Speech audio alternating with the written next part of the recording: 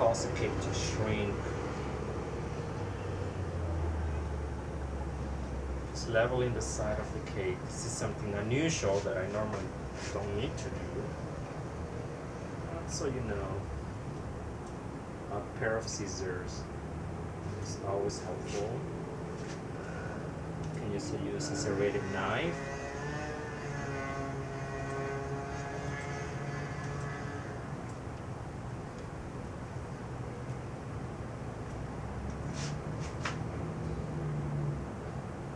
Just making the size of the cake even.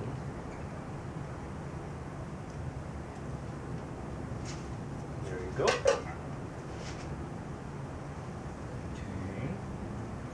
Have all these extra cake crumbs here.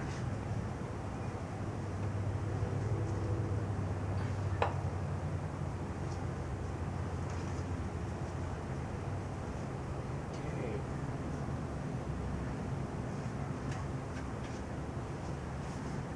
How about this?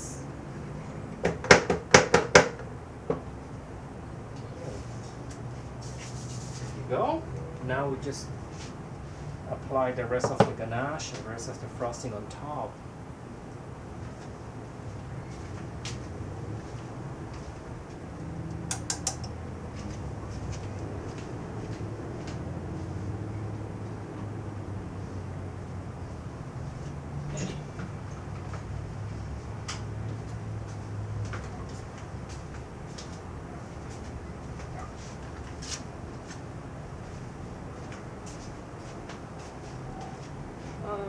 This is what I like to do.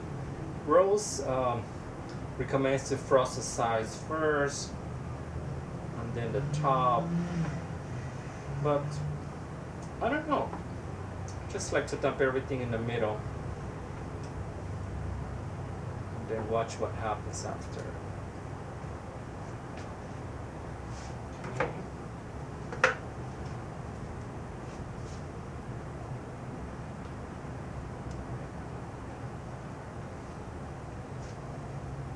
Again, never lift your spatula vertically.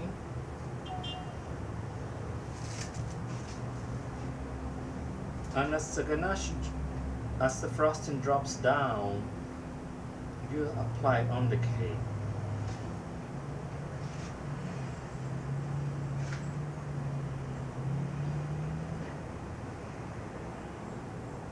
There you go. There's a little bit of crumbs in there. All you need to do is wipe it off.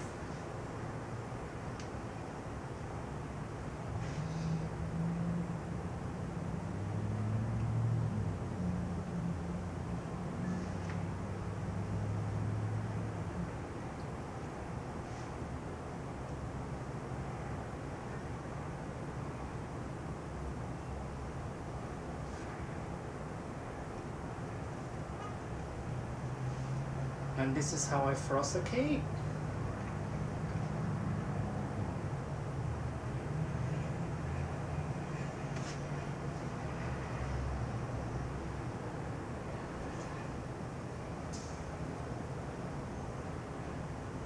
I must say, just go with the flow.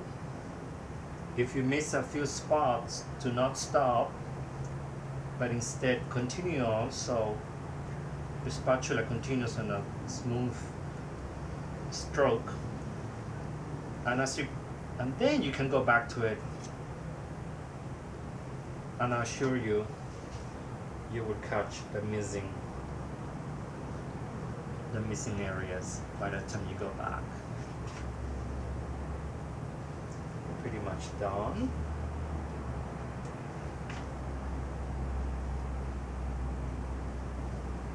It's quite a bit of ganache on the top of frosting. Continue to drop it down to the sides. There you go. I would say a good 3 passes finishes the cake, frosts the cake quite nice. I've never seen anybody frost a cake from just one stroke, one pass.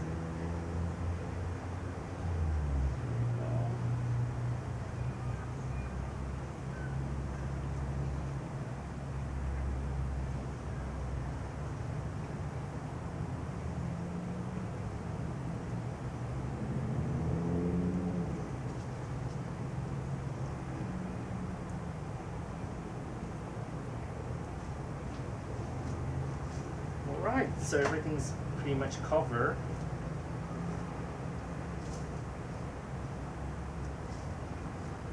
I'm just applying gentle pressure. Now you can see there's some trouble spots. You can't really tell because it's black on black, but you know there's some little corners that hasn't been covered.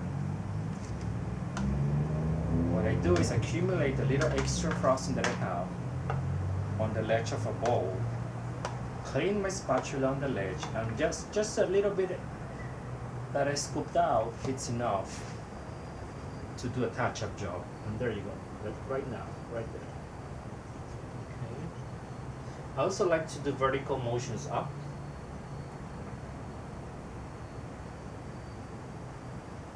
I'm not applying any pressure.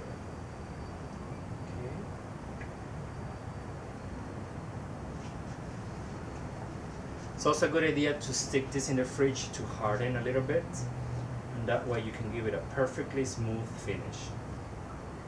Okay. So put this in the fridge for a few minutes if you want your cake to be completely smooth.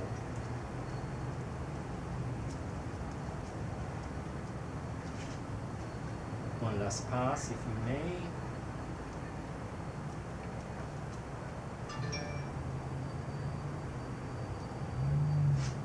This completes your cake.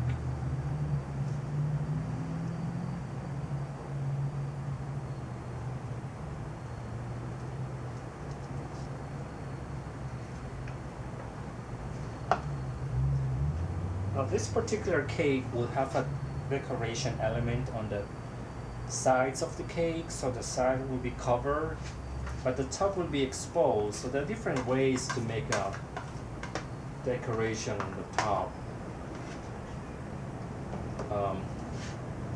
You can do swirls, you can do dabs, or you can do horizontal. Let me do, I don't know, what do I feel like doing?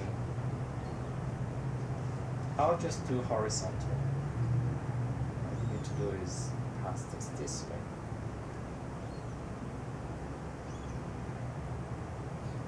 You can do this half. The other half.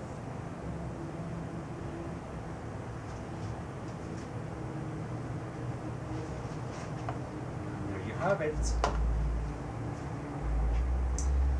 Before you lift your cake up and put it on a serving plate, I'll show you a trick, and I'm gonna go to the other side of the camera so you can see it.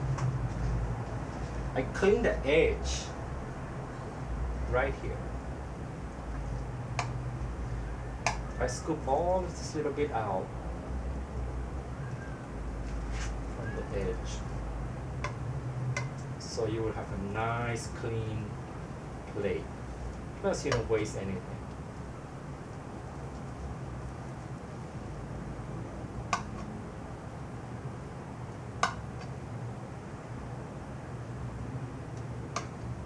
Okay, any questions? Just put it on my blog, myyellowkitchen.com.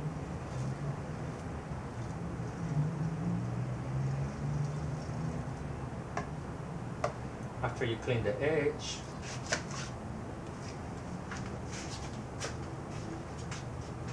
go through here one more time.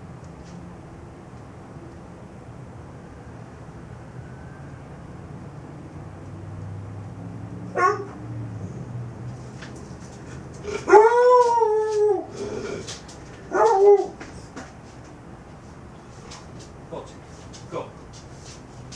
Go to your camera. Go. Good. And there you go.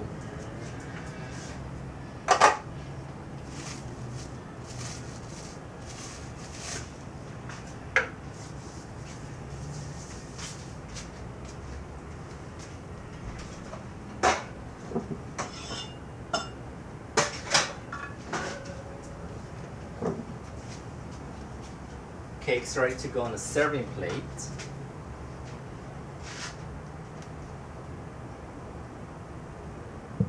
White is my favorite color for chocolate cakes. To lift a cake, You need 2 spatulas, a large one and a small one. 2 spatulas, and make sure the spatulas are icing spatulas are clean. These are called offset spatulas because of the angle. I guess my black shirt doesn't really allow you to look. There you go. So again, we clean the edges. Now poke from underneath the cardboard. Find your balance. There you go. You put this on your plate and you remove first the large spatula. And now you remove the little spatula.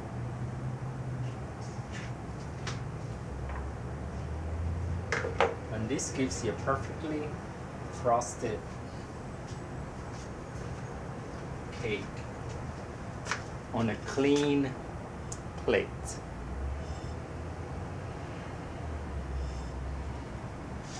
Thank you. The recipes are so well written on this book, Rosa's Heavenly Cakes, that you really don't waste any, you don't end up with any extra ganache or anything like that. Anyways, until we meet again.